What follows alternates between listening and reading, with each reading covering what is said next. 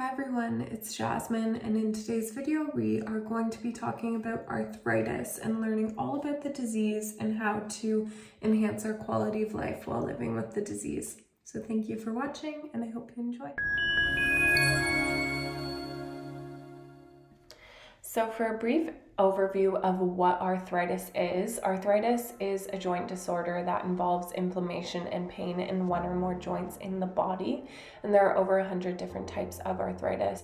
So there's osteoarthritis, rheumatoid arthritis, gout, and psoriatic arthritis, to name a few.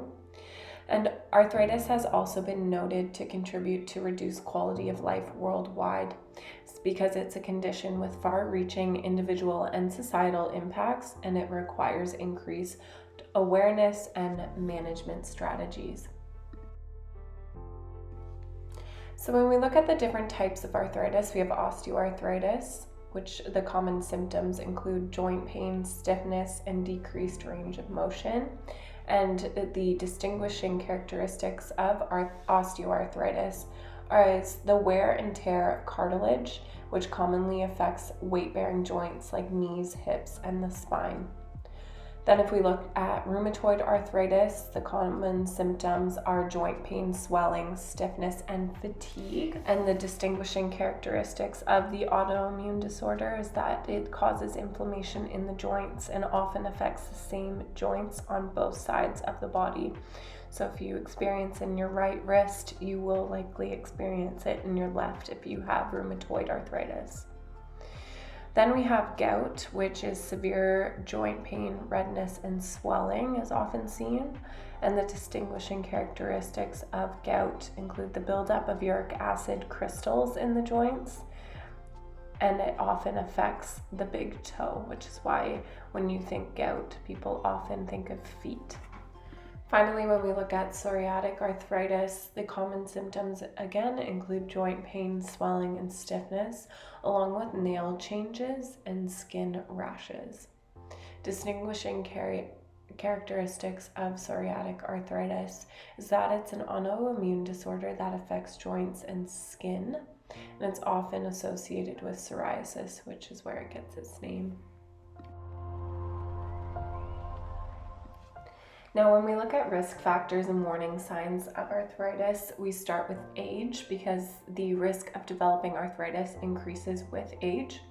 Joint injuries also pose an increased risk for developing arthritis at a later time, as previous injuries to joints or overuse can increase the likelihood of developing osteoarthritis and inflammation in those areas.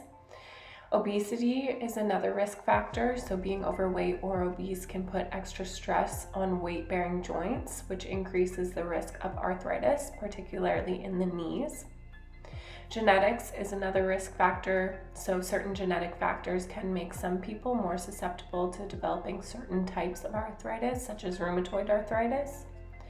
Joint stiffness and pain is a warning sign for arthritis, as previously mentioned in the last slide. It's a common symptom of all types of arthritis, and these symptoms can be especially experienced in the morning or after periods of inactivity. Swelling and redness is a warning sign as well, so inflammation in the joints, which can cause swelling, redness, and warmth, is a common sign of arthritis, particularly in rheumatoid arthritis. And then a decreased range of motion. So as arthritis progresses, the affected joints may experience a limited range of motion, making it difficult to fully extend or flex them.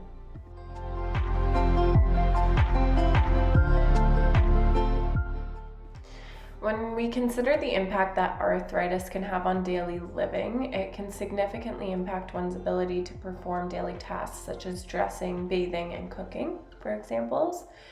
So implementing simple modifications as well as assistive devices can help individuals with arthritis maintain independence and in turn improve their quality of life. This leads us into the management of arthritis, which is a multi-pronged approach for the best possible management.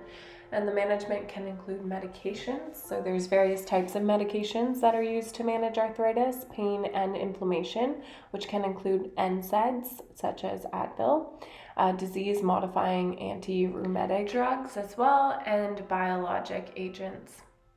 Then we would like to have physical therapy and exercise incorporated into the management strategy, as various exercises and therapies, such as range of motion exercises, strength training, and hydrotherapy, are used to improve joint mobility, strengthen muscles, and reduce pain.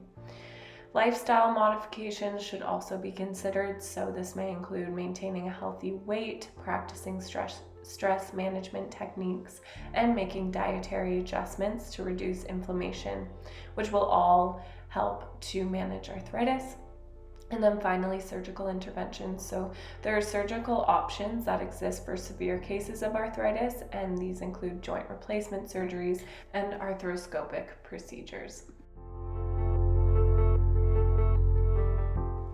When it comes to lifestyle modifications along with physical therapies and exercise, walking is a great option if it's available to you. It's a low impact activity that improves flexibility and strengthens muscles without putting excessive strain on the joints. Swimming and hydrotherapy is another great exercise that can help arthritis, as it's a gentle full body workout that supports joint mobility and it provides buoyancy to alleviate stress on joints. Yoga is another one, so not only does it manage your stress levels, but gentle yoga poses can improve flexibility, balance, and strength. And then finally, strength training. So low impact strength training with resistance bands or light weights can build muscle strength without overloading joints. Now, it's quite interesting if we look at arthritis research over time, as we can identify some promising developments in the research of this disease process. So in 2017, wearable sensors were developed to monitor arthritis symptoms and track treatment efficacy, which has been huge in identifying what works best for people living with arthritis. In 2018, researchers discovered genetic factors that were linked to increased risk of osteoarthritis. In 2019, a new biologic drug was approved for treating psoriatic arthritis. And then in 2020, there were AI algorithms that show promise in predicting disease progression and treatment responses. In 2021, clinical trials began for FDA-approved stem cell therapies for knee osteoarthritis.